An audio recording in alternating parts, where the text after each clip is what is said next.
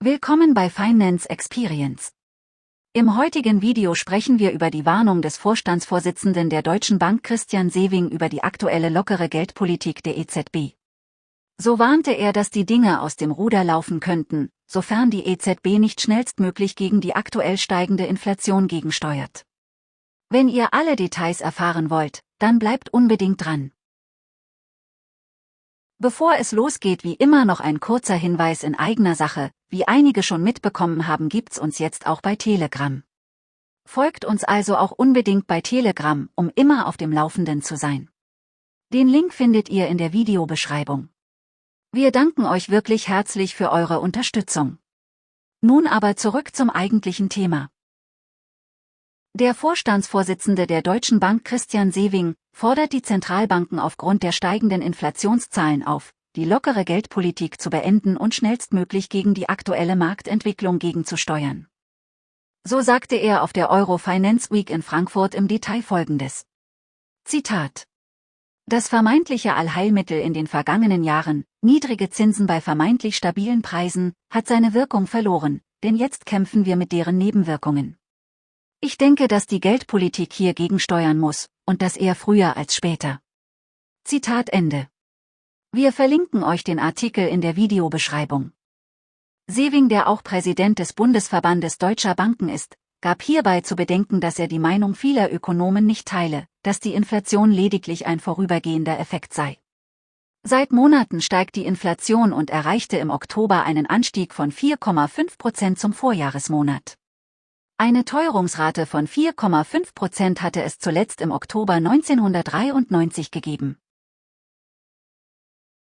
Doch seit Monaten wird auch von vielen Volkswirten immer wieder betont, dass die Hauptgründe für den sprunghaften Anstieg der Inflation der Anstieg der Rohölpreise nach dem Preisabsturz in 2020 ist.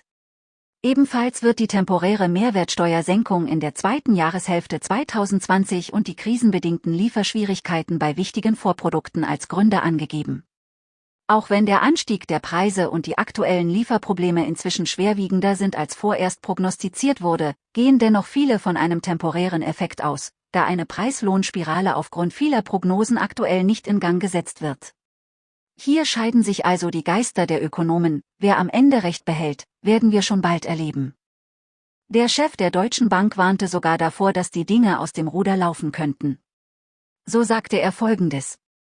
Zitat: Und mich persönlich macht mit Blick auf die Geldwertstabilität skeptisch, was ich in den Gesprächen mit unseren Kunden höre.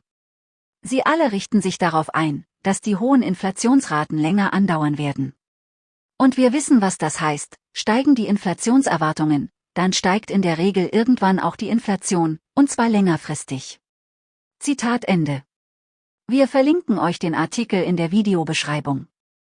Auch der Chef von HSBC Deutschland Nicolo Salzano stimmte Christian Sewing auf der Veranstaltung in Frankfurt zu und gab zu bedenken, dass die aktuelle Entwicklung vor allem aus politischen Kreisen möglicherweise unterschätzt werde. Der neue Chef der Bundesanstalt für Finanzdienstleistungsaufsicht Mark Ranson betonte in diesem Zusammenhang, welcher Balanceakt die Zentralbanken erwartet. Der BaFin-Chef sprach sich für langsam steigende Zinsen aus und verwies darauf, dass die aktuellen niedrigen Zinsen das Geschäftsmodell von Banken oder Lebensversicherungen gefährden.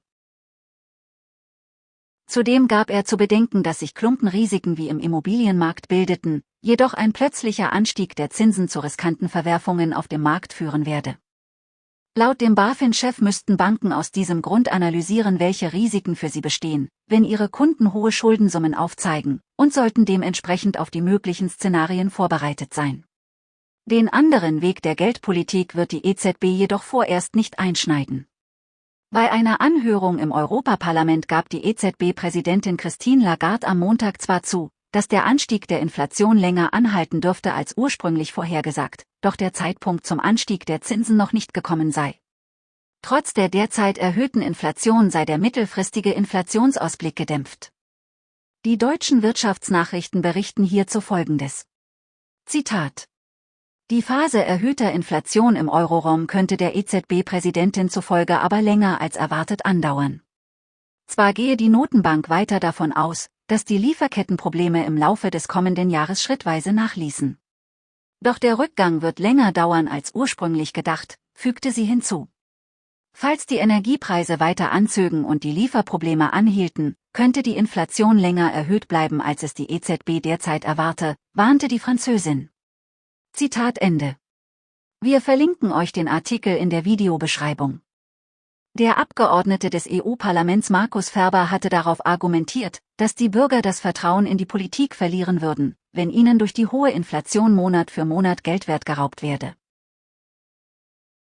Die Europäische Zentralbank ginge allerdings weiter davon aus, dass sich die Inflation im kommenden Jahr abschwächen werde, allerdings werde es langsamer vorangehen als erwartet. Zudem lasse das Wirtschaftswachstum aufgrund der Versorgungsengpässe und des Anstiegs der Energiepreise etwas nach. Nachdem die amerikanische Zentralbank bekannt gab, die Anleihekäufe zu drosseln, spekulierten erneut Ökonomen über eine Erhöhung der Zinsen Mitte 2022.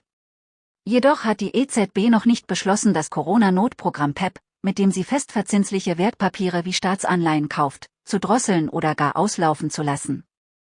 In diesem Zusammenhang gab die EZB-Präsidentin an, dass eine Erhöhung der Zinsen in 2022 sehr unwahrscheinlich sei und sie eine Prognose zur Zinsanhebung in 2023 vorerst nicht abgeben möchte. Unter den großen Zentralbanken gehören neben der Fed auch die Bank of England zu jenen Zentralbanken, die möglicherweise als erste die Zinsen anheben werden. Das Handelsblatt berichtete hierzu Folgendes. Zitat: Die britische Zentralbank stellt angesichts der Inflationsgefahren eine Zinserhöhung in Aussicht. Man müsse handeln, wenn man mittelfristig das Risiko von Inflation sehe, sagte der Chef der Bank of England, Andrew Bailey, am Sonntag bei einer Podiumsdiskussion. Und deshalb haben wir bei der Bank of England signalisiert, und dies ist ein weiteres solches Signal, dass wir handeln müssen. Zitat Ende. Wir verlinken euch den Artikel in der Videobeschreibung. Und was denkt ihr? Wird die Inflation tatsächlich nur vorübergehend sein, oder sehen wir am Ende gar das Gegenteil? Schreibt uns dazu unbedingt eure Meinung in die Kommentare. Wenn euch das Video gefallen hat, dann abonniert doch unseren Kanal und aktiviert die Glocke, sodass ihr kein weiteres Video verpasst. Bis bald. Euer Team von Finance Experience.